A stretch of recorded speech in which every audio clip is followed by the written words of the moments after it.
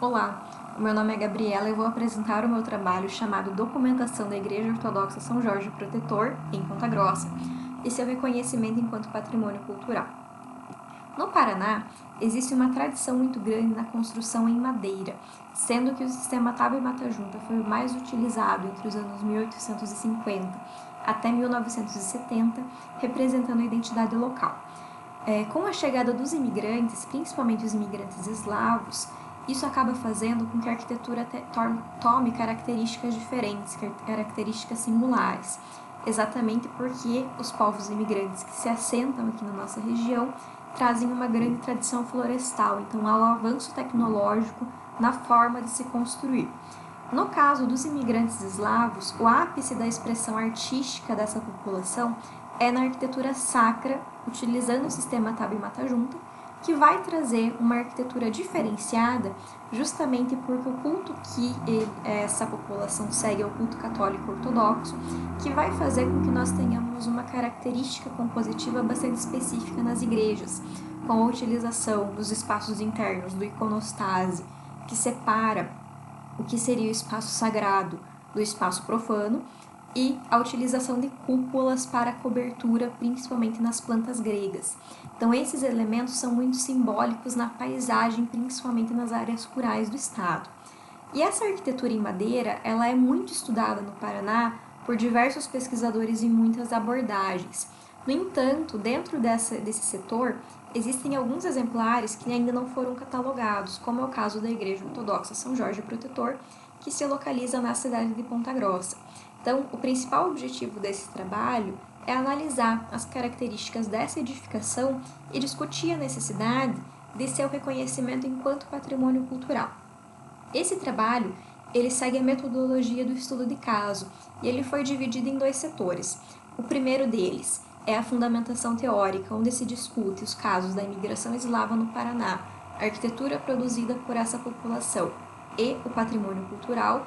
E na análise empírica, a partir dos levantamentos de campo, eu vou correlacionar as características que são encontradas na edificação, o exposto no referencial teórico e a definição desse bem enquanto bem de valor patrimonial.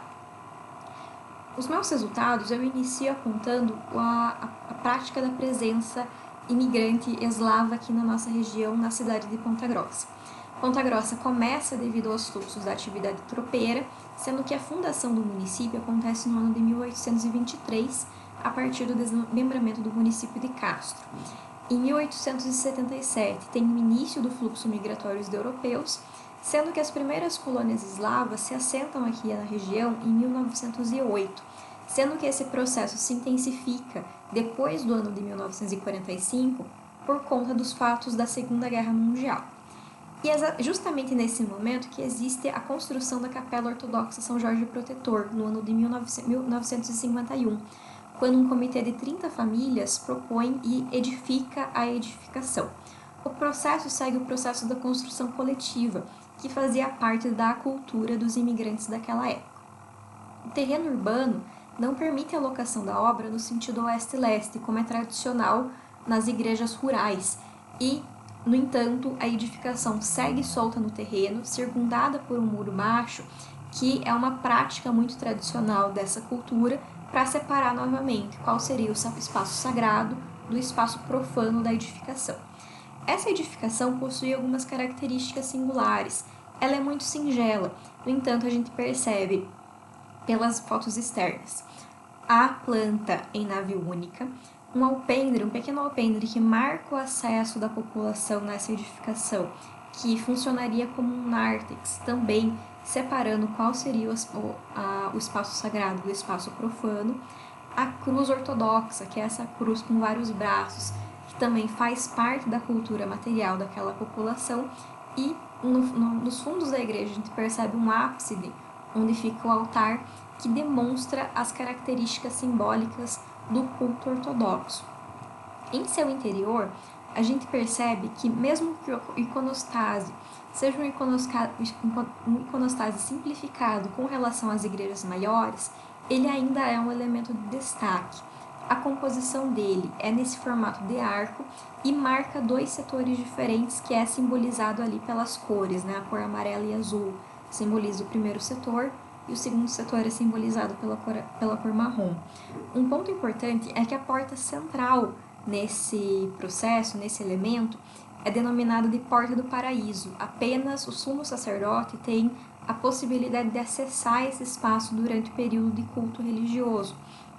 Então, ao lado dessas portas, a gente percebe ícones religiosos que simbolizam a figura de Maria e a figura de Cristo, e ao lado das outras portas, a gente percebe duas imagens, duas iconografias que representam a figura de São Jorge Protetor, que é o padroeiro dessa igreja.